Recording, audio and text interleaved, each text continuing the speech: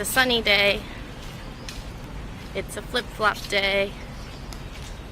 You're not wearing flip-flops. Yes, I am. We are going to film a very informational video for you. But first we're going to go to the police station to register because Austin got in a fight. I didn't get into a fight. We renewed our visas coming back from Hong Kong, so we have to go to the police station and re-register. He takes away all my fun.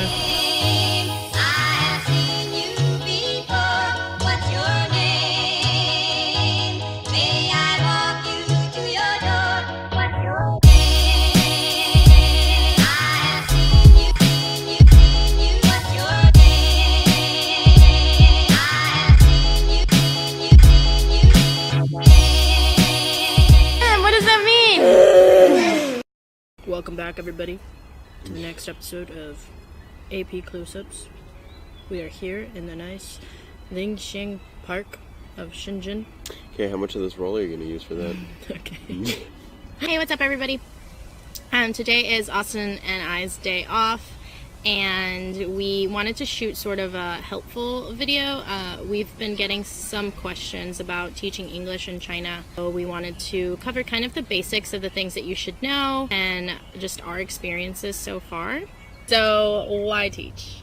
So I think that teaching English abroad has really given us this really great opportunity to come live in a different country for a longer period of time, you know, just not just like a vacation, and really be immersed in a different culture and then be able to experience the day-to-day life that the people in that country live.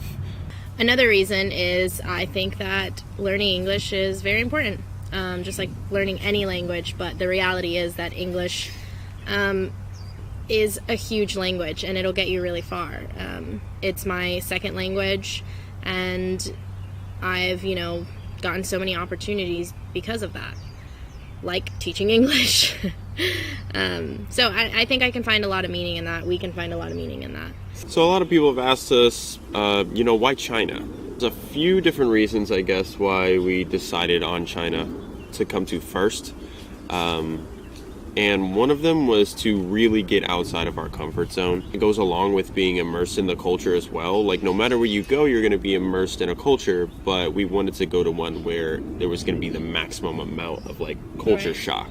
And then the other two reasons are really straightforward. There are so many jobs in China. It's a huge country, and they want English teachers so bad. So pretty much you can find a job within a week of being here. And the other reason is the salary is very competitive compared to the rest of the world. Aside from two other countries, which is like Taiwan and Korea, pay very well as well, but they're a little bit more difficult to work in. China is right up there. Cost of living is low, and our salaries are probably more than they were in the States.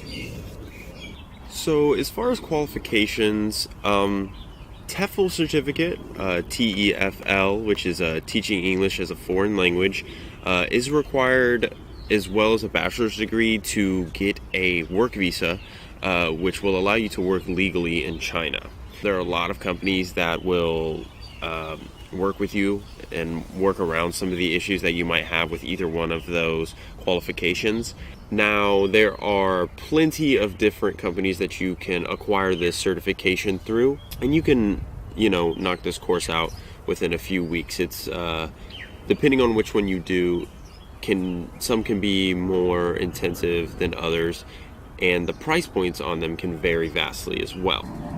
There's an airplane! International TEFL Academy is where I Noah got her certification from. It's definitely one of the more popular and a little bit more expensive certifications that you can acquire, but it comes with a lot of guidance as far as them getting you in contact with a recruiter that is going to help you find a job. My TEFL certification, however, was a fraction of the price, but didn't really come with much in the ways of guidance or connections. So I was lucky enough to have someone in the country that was established already, so I didn't quite need that as much as it helped her. But it's definitely worth looking into if you wanted to be completely 100% sure that you have the best certification possible and you have some help getting established in the country once you get there. You also need this certification as well as a bachelor's degree to acquire a Z visa, which is a work visa, to be able to work legally in China at least. Other countries have different qualifications as far as getting a work visa, but you can figure all of that out online for the most part. So we wanted to talk about the different ways of getting to China and kind of getting established. You can go through a recruiter or you can not. The, I guess, helpful part of using a recruiter is that they will help you connect you with people, right? So when I got here, I was already connected with different WeChat groups, which is an app that they use in China, and it was easier to find an apartment.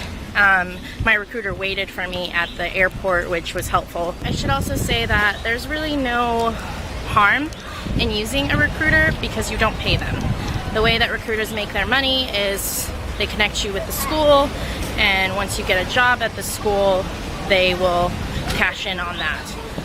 When you come to China, there are going to be obviously different types of schools that you can work at. So here is a breakdown of them.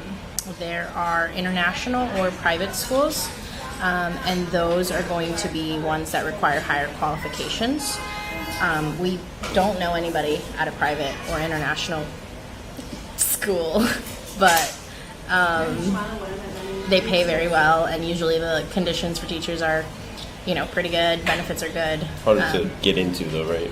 Definitely harder. Like you usually will need a teaching certificate from the States, which neither of us have, but then there are training schools, which is the school that we're at. Essentially, they're schools that kids go to after school to take English classes. The ages usually range from, starts at 3, probably sometimes will go up to like 16, something like that. They're usually smaller classes, and the lesson plans are provided. Your hours, though, are night times and weekends, and you'll usually have 2 days off, like a Monday and Tuesday. It seems to be the pattern that we've seen with most of the training schools around. Another type of school are kindergartners. Kindergartens? Kindergartens? Yeah. How do you say that? No, the way that those work is your work schedule is going to be a Monday through Friday schedule.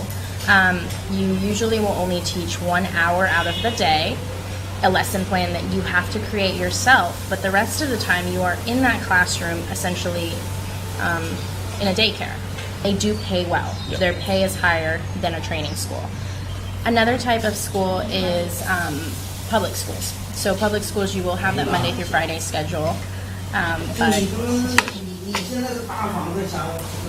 but your classes are like 50 students, which is a lot. So, what do you think about teaching in China? I'm really enjoying it so far. I think the kids are great, and it's been a really good experience. It's very meaningful seeing the kids learning things, and yeah, I'm loving it so far. The food's really good. I so far have had a good experience. I think that the thing to keep in mind if you decide, if anyone decides to come over to China to teach, is that it's still work, right? You're still working a lot. Like, we're in the office more than 40 hours a week, and even though I wouldn't necessarily say it's hard work or even begin to compare it to what teachers do in the States, it's exhausting. If you keep that in mind and you're ready for, a really cool adventure, then yeah, it's a good time. Highly recommended. Stamp of approval. If anyone has any specific questions, even visa stuff, that can get a little bit technical, or recommendations as far as schools. The schools, especially training schools, are really popular in China, we know about, or we can direct you to someone who does know about them. Please feel free to send us a message, and we'll definitely be making more specific videos about teaching. So, Bye-bye. What's your name?